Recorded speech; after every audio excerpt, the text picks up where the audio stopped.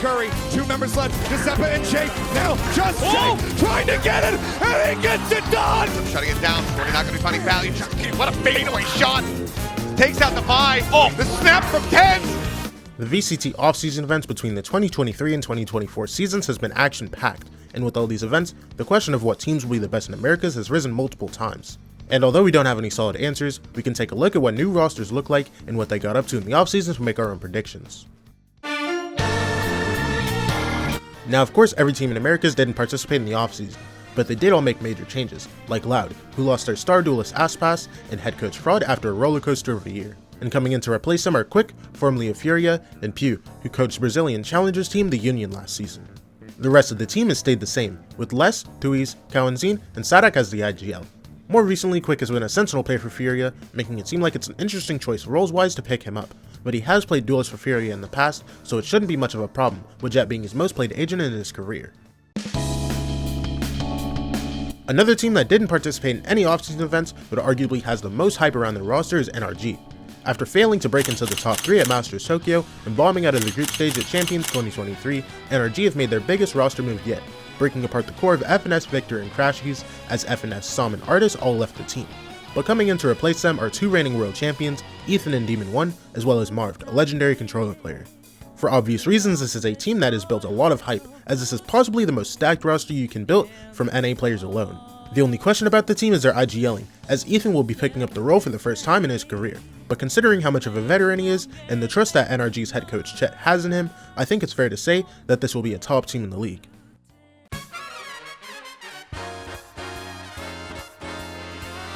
And finally, for the teams that made major changes, but didn't participate in the offseason, we of course have Evil Geniuses. After winning Champions 2023 and having their team fall apart due to internal issues within the organization just weeks later, Evil Geniuses were only left with 2 pieces of their championship winning roster, Jogamo and Coach Potter.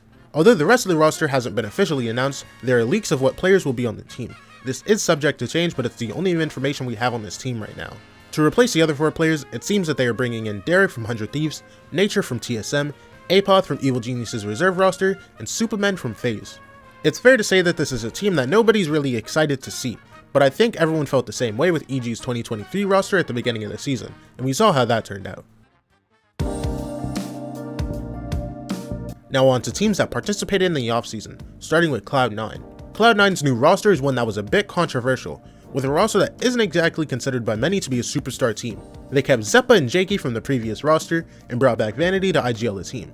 And to round out the roster, they brought in 2 players and the coach from G2's 2023 Challengers team, Whippy, Oxy, and Coach Emmy. This is a solid roster, but not one that gave a lot of hope to fans, with some already writing the team off before they got to play in any off-season events. And speaking of off-season events, Cloud9 was the most active partner team during the early part of the off-season, going on a world tour, playing in Korea, Japan, and Colombia in a little over a month. Firstly in Korea, they played in the 10 Global Invitational, which featured 4 teams, Cloud9, DRX, Edward Gaming, and T1. Cloud9 won this event without much difficulty, only losing a best of 1 to T1. Before heading to their next event, the team took a nearly month-long boot camp in Korea, getting plenty of reps in before their second event this offseason, Red Bull Homegrounds Japan. This event was much bigger with a lot more competition and a decent-sized crowd in attendance. Unfortunately, since the event was in Japan, Cloud9's Russian Sentinel player Whippy was unable to attend, so ranked streamer Curry came in for the event. And even without their full roster, Cloud9 did quite well. They lost their first game against the newly built Zeta Division in a best of 1, then proceeded to dominate Challengers Team Fennel 13-2, qualifying them to playoffs. In playoffs, they got their revenge against Zeta, beat a revitalized Foot roster with newly added superstar CNED, and pushed the best team in the world, Fnatic, to 5 maps in the grand finals that Cloud9 did eventually lose. A very good showing for a team not playing with their proper roster.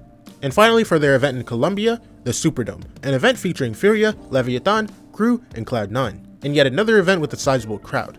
The event started good for Cloud9, taking a 2-1 win over the newly built Furia, but their next games were a different story, losing 0-2 to a scary-looking Leviatán and being handed another 0-2 loss in a rematch against Furia.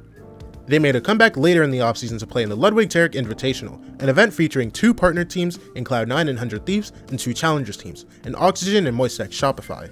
Cloud9 ended up going 3rd this event, but it seemed like they were using the event to experiment, playing Deadlock on Icebox and changing comps around in all 3 games that they played.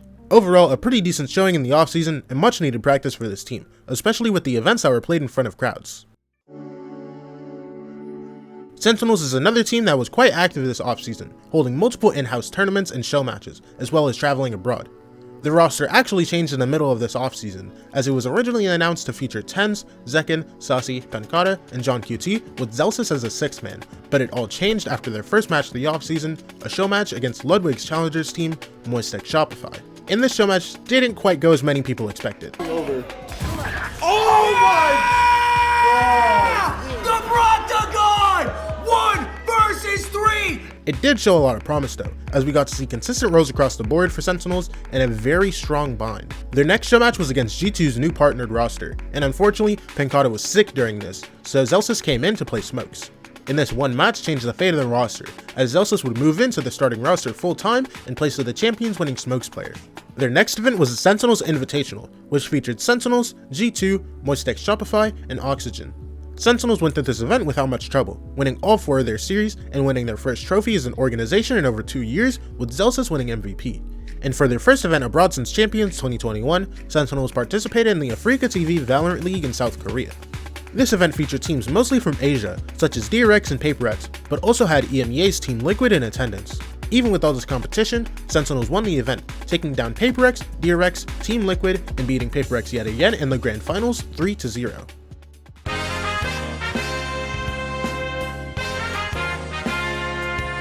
100 Thieves made 3 changes this season, removing Derek and Stellar from the team and bringing in EU, an initiator player from the dominant NA Challengers team, M80, and the Champions 2023 winning IGL, Boostio, to play alongside Asuna, Cryocells, and Bang. Their third change was a change to the coaching staff, bringing in Evil Genius's assistant coach Zix to be the head coach and having 100 Thieves 2023 head coach Mike's HD return to the assistant coach role. The team did participate in the Red Bull Homegrounds Japan, but with Evil Geniuses having their players locked in contract jail, they weren't able to play with Boostio, so they played the event with substitute Nature. The team struggled, barely making it into the playoffs where they were eliminated in the first round by DRX. They were able to participate as a full team later in the offseason at the Ludwig Xteric Invitational. This event didn't go too well for the Thieves though, going out at 4th place. All good though, because they have champions winning IGL, so it's all good, right? Right?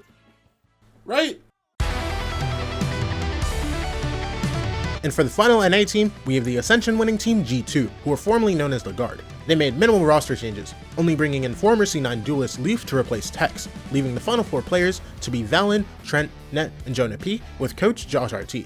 Although this is a roster that many people have high hopes for, the offseason events that they participated in did not go so well. Firstly, they had a show match against Sentinels, which they lost 1-2. They then participated in the Sentinels Invitational, where they won 1 of 4 games. Now of course this does not mean that the team will not perform in the upcoming season, as these matches were right after the roster got finalized. It is also notable that the team boot camped in Europe for a while after these few events that they played early in the offseason, so that the team could look completely different by the time we get to opening day.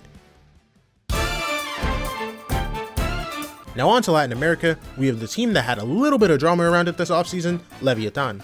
They built quite a superstar roster, keeping King and Mazzino from last year's roster, bringing in the VCT Americas MVP Aspas, a championship winning initiator player, Calm, and a player from the Ascension winning guard roster, Tex.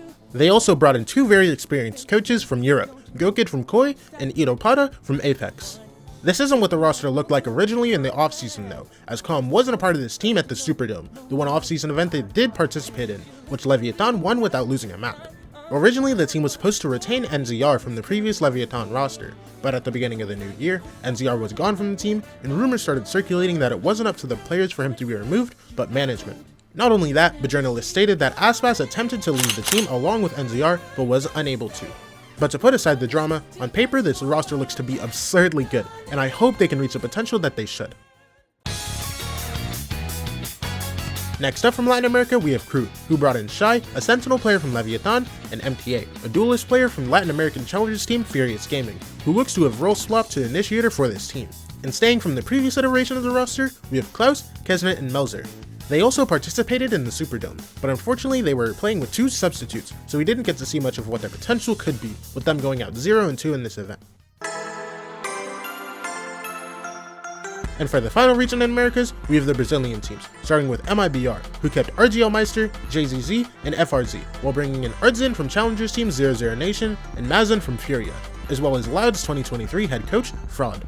The only offseason event that they participated in was the multi-platform esports games, where they took 3rd place. Overall, an okay roster that doesn't look like they're going to make any major upsets this year. Right? And last but possibly not least, we have Furia out of Brazil. They kept around 3 pieces from their last roster, keeping MW Zera, Conan, and Khalil, while bringing in 2 Challengers players, Havoc from the Union and Liazi from Keydstars. They also brought in Keydstars head coach, Koi. The team participated in 3 off-season events, the first of which being the multi-platform esports games, which they won. Next up, they played in the Superdome in Colombia, where they lost their first game to Cloud9, but then proceeded to 2-0 crew, get their revenge against Cloud9 to make the grand finals, and then played 3 decently close maps against a very scary looking Leviatán, although they lost all 3 of them. And for their last off-season event, they traveled to India to play in the Convergence event, where they unfortunately went out 0-2, losing to the newly built Team Vitality in Global Esports. And that's it for all the teams. Overall, some teams that look extremely impressive on paper, and some that don't. But in the end, all that matters is how they perform in the server when the league starts on February 16th. Do you think any of these teams are criminally underrated or unbelievably overrated? Let me know in the comments below. Anyways, that's it for me.